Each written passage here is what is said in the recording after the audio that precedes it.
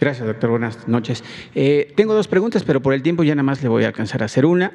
Durante la pandemia, el punto cúspide del año pasado, se confinaron en México 80 millones de mexicanos sin la utilización de ninguna fuerza pública. Hoy es un hecho que la economía mexicana no aguantaría otra detención, un freno al crecimiento económico.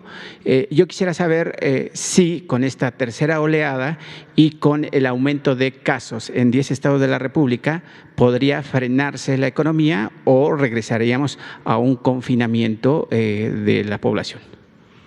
Muchas gracias por la pregunta. Creo que es de importancia y se la deben estar haciendo varias personas en la población.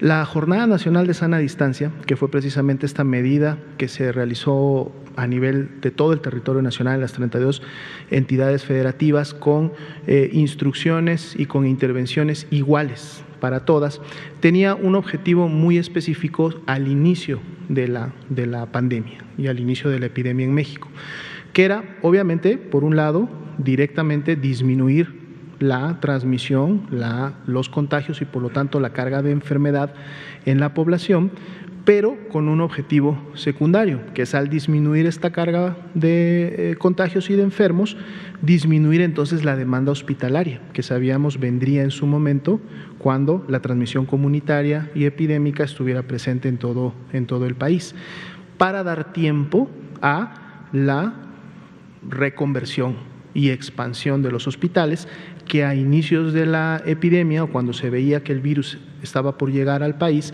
no se tenía, ¿no? Y saco el dato que lo hemos comentado muchas veces. Antes de que iniciara la epidemia en México, es decir, antes de los primeros casos confirmados en el mes de febrero, se tenían alrededor de 4,000 camas con ventilador, lo cual, para la proyección que se tenía de la cantidad de casos que podíamos tener en una primera ola y en esas primeras semanas del inicio de la epidemia, iban a ser completamente insuficientes para la atención de las personas.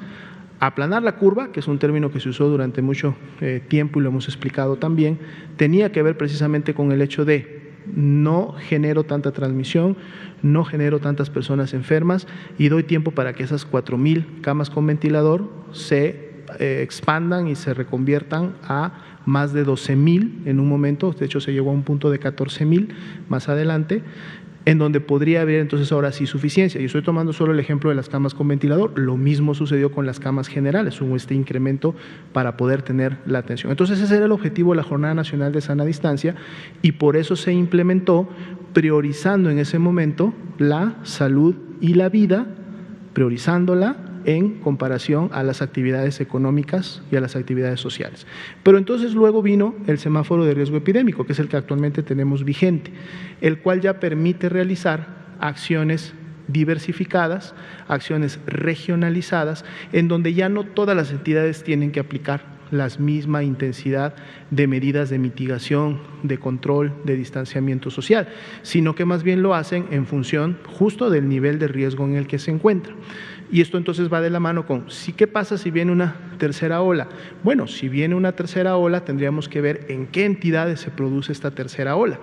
Lo que queremos evitar, y vamos a estar trabajando de la mano con cada una de ellas, es que si se produce una tercera ola, esta no tenga preferentemente la intensidad de olas previas. ¿Cómo podemos evitar eso? Si aplicamos las medidas de intervención comunitaria de manera oportuna.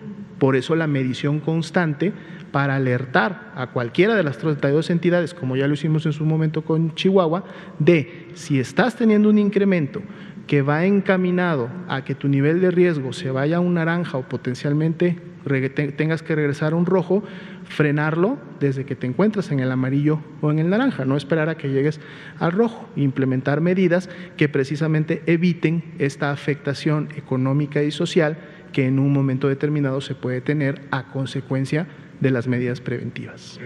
¿Frena o no la economía con esa tercera ola?